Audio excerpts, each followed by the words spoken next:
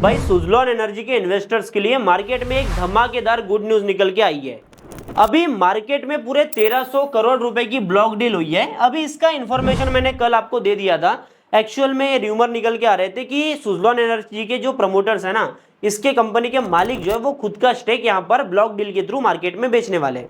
और ये र्यूमर मैंने आपको ऑलरेडी समझा दिया था, तो अपन पूरा लाइन से जाते हैं, ठीक है। अब एक्चुअल में किसने खरीदा, क्यों खरीदा, ऑलरेडी मैंने थंबनेल पर लगा दिया कि गोल्डमैन सैक्स ने सुज़लॉन एनर्जी के शेयर खरीदे। तो एक्चुअल में इसका इंपैक्ट कंपनी के ऊपर क्या पड़ेगा, कंपनी के डिसीजन मेकिंग के ऊपर, कंपनी की शेयर प्राइसेस के ऊपर, एक्चुअल में लॉन्ग टर्म में क्या चीजें हमको कंपनी में देखने को मिल सकती है, करंट स्टेटस क्या है, ये सारी चीजें अपन यहाँ पर समझने वाले हैं, ठीक है। तो वीडियो को स्टार्टिंग से एंड तक पूरा ध्यान से देख लेना ताकि आपको पूरी चीजें क्लियर हो जाए। सबसे पहले मैं स्टार्टिंग से आऊंगा।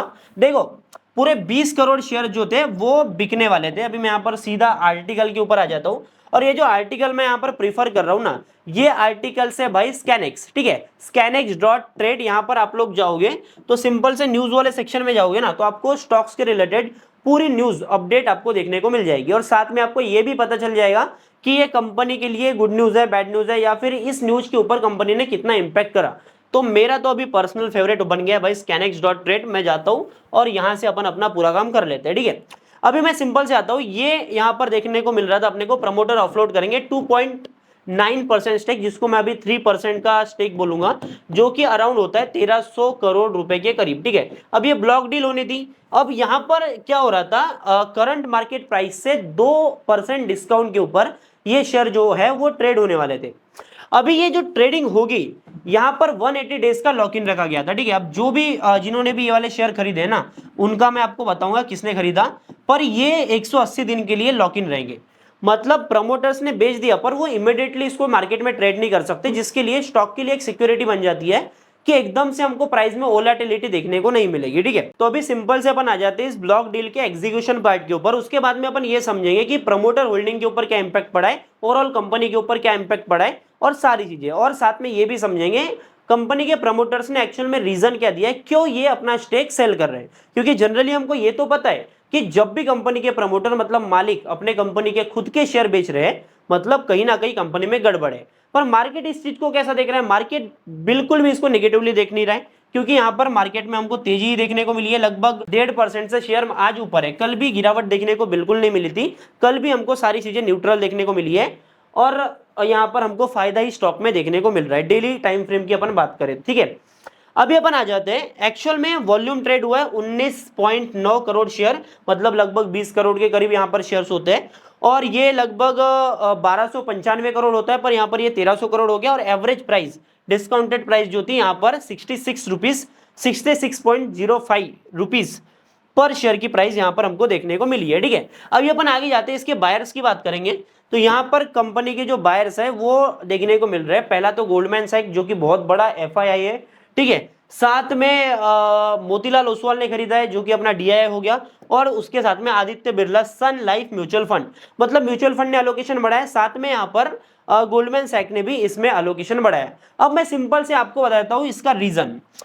अब ये ब्लॉक डील हुई क्यों है, इतना बड़ा स्टेक मार्केट में सेल क्यों हुआ है, इसका रीजन अपन समझते हैं।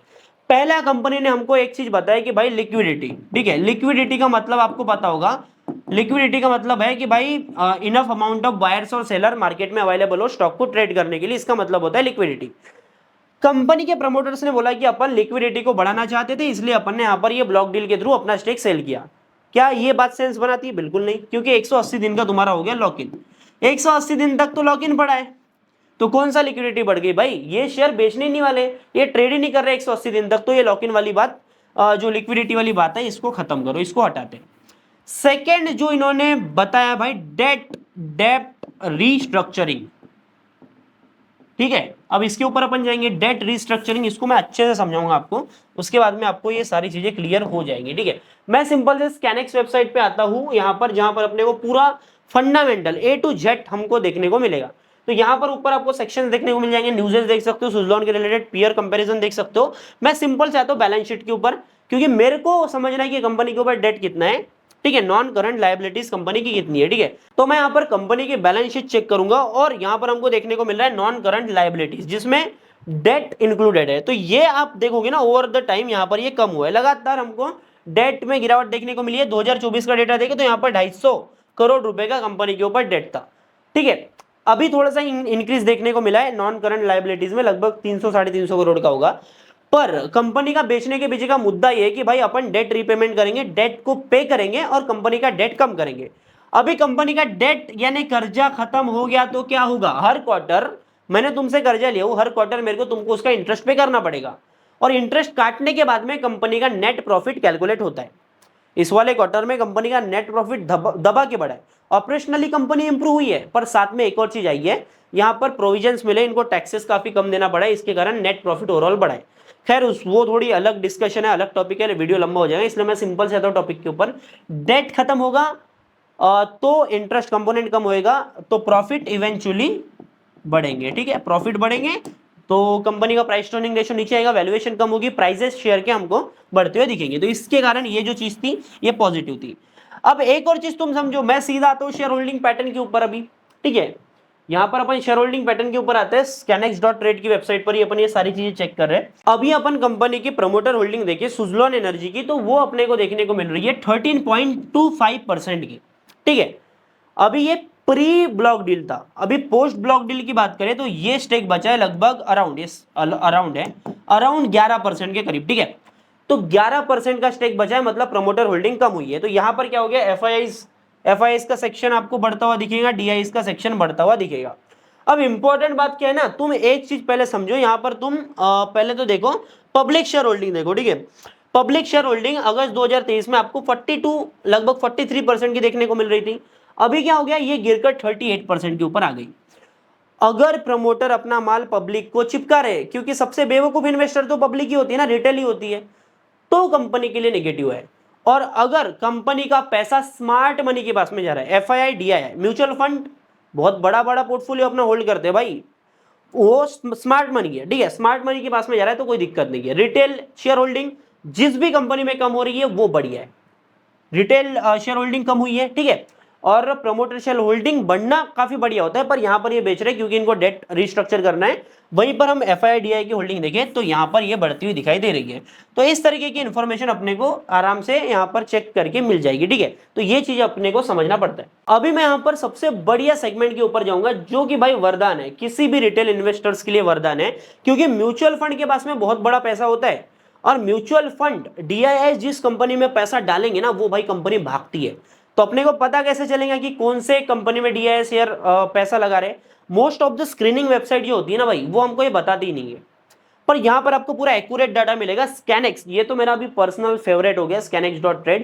scanex.trade के ऊपर जाने का, म्यूचुअल फंड वाला सेक्शन ओपन करने का, कोई भी स्टॉक सर्च मारने का, यहां पर मेरे को सिंपल से देखने को मिल जाएगा कि कौन से म्यूचुअल फंड ने कितना कितना चीजें यहां पर किया है। मैं यहां पर पास्ट होल्डिंग के ऊपर जाता हूं तो यहां पर मेरे को क्लियरली पता चल जाएगा कि म्यूचुअल फंड ने अपनी होल्डिंग बढ़ाई है या फिर घटाई है। तो ये मई 2025 का डेटा अभी अपडेट होना बाकी है, अपन अप्रैल 2025 तक का देखते हैं, ठीक है। तो यहां पर म्यूचुअल फंड्स के नाम देखने को मिल जाएंगे, मोतीलाल ओसवाल हो गया, साथ में यूटी हो गया, इन्वेस्को हो गया, यूनियन हो गया, और नीचे स्क्रॉल करोगे तो आपको कैनरा रोबेको भी मिल जाएगा। मतलब मल्टीपल म्यूचुअल फंड, मतलब जितने भी म्यूचुअल फंड्स का इसमें एलोकेशन है ना, वो सारी चीजें आपको यहाँ पर देखने को मिल जाएंगे, ठीक है। अभी आप यहाँ पर चेक करो, सबसे पहले मैं एग्जांपल लेता हूँ Motilal Oswal large and medium cap fund का, यहाँ पर तो 13.16% का था यहाँ पर जनवरी 2025 में, मार्च तक ये बढ़ गया, ठीक है। दूसरा म्यूचुअल फंड देखते हैं, मोतीलाल ओसवाल मैन्युफैक्चरिंग फंड 3.22, मतलब यहाँ पर ये उतना सेम ही है, ठीक है, कोई बड़ा नहीं है। वहीं पर यहाँ पर इन्वेस्को की देखिए तो यहाँ पर हमको गिरावट देखने को मिली है। अभी ऐसे अपन चेक करेंगे ना तो अपने को दिक्कत हो जाएगी, ऐसे करते करते अपन कब तक चेक करेंगे यार, किसने बढ़ाया किसने घटाया। एक सबसे बढ़िया यहाँ पर हैक बताता हूँ, जो इतना यूटिलिटी आपको यहाँ पर देखने को मिल जाएंगी। ट्रांजेक्शन में मैं जाऊंगा और सिंपल से यहाँ पर मेरे को एक्शन देखने को मिल जाएंगी, क्वांटिटी देखने को मिल जाएंगी, नेट वैल्यू देखने को मिल जाएंगी, और कौन से महीने में ये एलोकेशन बढ़ी है अपने को वो भी देखने को मिल जाएंगे, ठीक है। इतना तगड़ा डेटा आपको यहाँ पर scanex.trade की वेबसाइट पर देखने को मिल जाता है, ठीक है। अभी मैं नीचे आऊंगा, ये सारे म्यूचुअल फंड्स के आप नाम चेक कर सकते हो, खुद से इसकी वेबसाइट पर जाओगे फिर आप चेक कर सकते हो, मैं डिस्क्रिप्शन में लिंक डाल दूंगा। नीचे आप जाओगे तो यहाँ पर ये अलोकेशन बढ़ाया गया है, ये सारी जो म्यूचुअल फंड है उन्होंने अलोकेशन बढ़ाया है, और नीचे ऐसे भी म्यूचुअल फंड आपको देखने को मिलेंगे जिन्होंने अपना जो अलोकेशन है वो डिक्रीज किया, ठीक है। कुछ ऐसे भी आपको म्यूचुअल फंड देखने को मिलेंगे जिन्होंने यहाँ पर सुजलॉन के शेयर में जो है वो फ्रेश बाइंग करी है, ठीक है। तो ये सारी इंफॉर्मेशन आपको यहाँ पर देखने को मिल जाती है, ठीक है। तो बेटर है कि भाई अपन सारी चीजें अपने पास में अवेलेबल है और फिर अपन किसी कंपनी को एनालाइज करें तो अपन उसकी बेटर अंडरस्टैंडिंग ले सकते हैं।